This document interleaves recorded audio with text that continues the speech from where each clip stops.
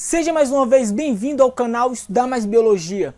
Hoje vamos falar sobre uma doença que está acometendo várias pessoas aqui no Brasil e com alto índice aqui na região norte, no Pará, onde muitas pessoas estão contraindo essa doença e até levando à sua morte. Antes de começar essa aula, eu gostaria de pedir para que você se inscrevesse no nosso canal, assim você não vai perder nenhuma novidade.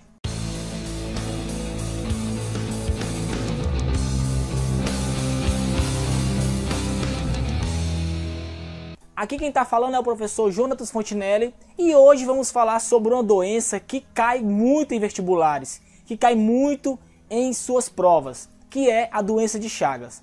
Essa doença que está acometendo várias pessoas aqui na região norte, especificamente aqui no Pará, onde muitas pessoas estão contraindo devido ao consumo de uma iguaria aqui da região, que é o açaí. Entre setembro e janeiro de 2016, 127 pessoas contraíram Chagas aqui no Pará, sendo que 2 pessoas morreram.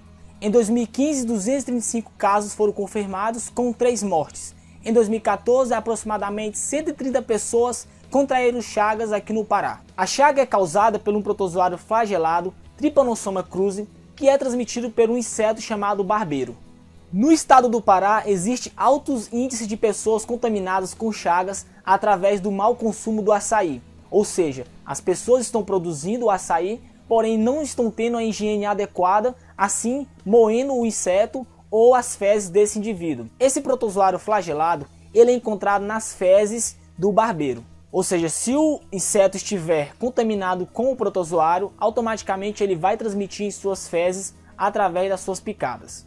Mas como assim picada? Simples. O barbeiro é um inseto hematófago, ele se alimenta de sangue.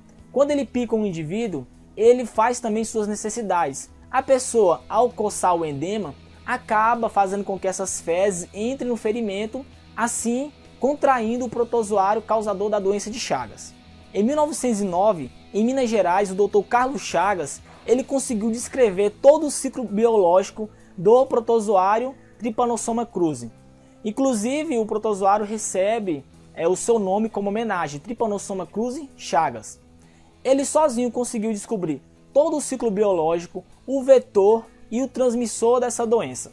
Então, Dr. Carlos Chagas, ele é um grande nome para a ciência, um doutor muito renomado porque contribuiu bastante para a identificação dessa doença que matava milhares de pessoas. Os barbeiros são insetos nojentos, eles comem e eles cagam. Esses insetos hematófagos, triatomíneos, eles são insetos que se alimentam de sangue. Lógico, se eles se alimentam de sangue, eles vão contrair também esse protozoário ao picar uma pessoa doente, uma pessoa contaminada com o protozoário. Esse inseto é apenas um transmissor, um hospedeiro intermediário. Esse protozoário vai se multiplicar em grandes quantidades e aí vai continuar picando outras pessoas, transmitindo assim a doença, e esse é o ciclo biológico do Trypanosoma cruzi. Em geral, a doença de Chagas ela tem 2 fases, a fase inicial e a fase crônica. A fase inicial é caracterizada por um período febril, onde a pessoa vai ter uma grande quantidade de protozoários flagelados em sua corrente sanguínea, os tripamartigotas. A pessoa na fase inicial da doença de Chagas, ela tem tratamento e o tratamento até tem cura, porém tem que ser descoberto a tempo essa patogenia. Os sintomas da fase inicial da doença de Chagas, a pessoa pode ter o corpo em estado febril, então ela pode confundir com outras doenças. E aí fica difícil saber se ela está com as Chagas apenas no olhômetro, ou seja, você precisa fazer um exame médico para comprovar isso aí. A fase crônica da doença é caracterizada pela diminuição dos tripamartigotas na corrente sanguínea do indivíduo. Esses protozoários começam a penetrar em diversos órgãos, baço, fígado e inclusive o coração, que é uma das características essenciais dessa doença. O protozoário acaba atacando o tecido cardíaco do coração, causando a cardiomegalia, ou seja, o coração dessa pessoa vai começar a crescer, não de amor, mas pela multiplicação desse protozoário em seu tecido muscular cardíaco. Esse é um problema sério, porque se a pessoa tem a cardiomegalia, se o coração começa a crescer, ela pode vir a óbito através de um ataque cardíaco, que é nada mais nada menos do que o aceleramento do coração. Na fase crônica, os tripamartigotas eles perdem seu flagelo e passam a ser chamados amartigotas, ou seja, recebe outra nomenclatura devido à perca da sua cauda. Na fase amartigota, onde o protozoário ele já perdeu seu flagelo, ele vai atacar vários tecidos causando diversos sintomas.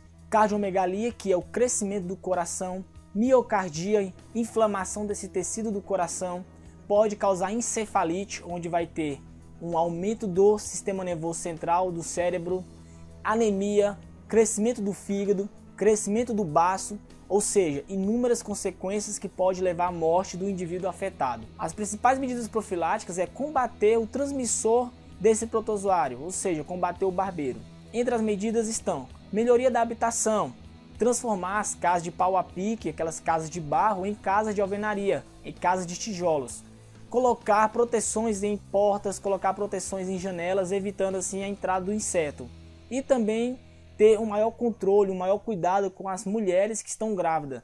Lembrando que esse protozoário ele pode ser transmitido via congênita, ou seja, aquela via em que a mãe acaba transmitindo por bebê para o feto através da sua placenta. Novamente vale ressaltar que as pessoas devem ter muito cuidado com a ingestão de alimentos. Aqui no Pará está tendo um alto índice de contração de chagas devido a essas pessoas que produzem essa polpa não estão tendo cuidado adequado com a higiene dessas frutas. E aí está transmitindo para várias pessoas e várias pessoas estão morrendo devido à má higiene de alguns vendedores. Lógico, não são todos que são assim. Existem pessoas que têm a higiene e aí são pessoas também que têm o selo de qualidade e é dessas pessoas que você deve comprar, até porque é a sua vida que está em jogo. Então você não quer pegar essa doença, lembrando que é uma doença que não tem cura, dependendo dos casos. Essa foi mais uma aula do professor Jonatas Fontinelli. Se você gostou, não deixe de curtir nossa página no Facebook e de nos seguir aqui no YouTube. Obrigado e até mais.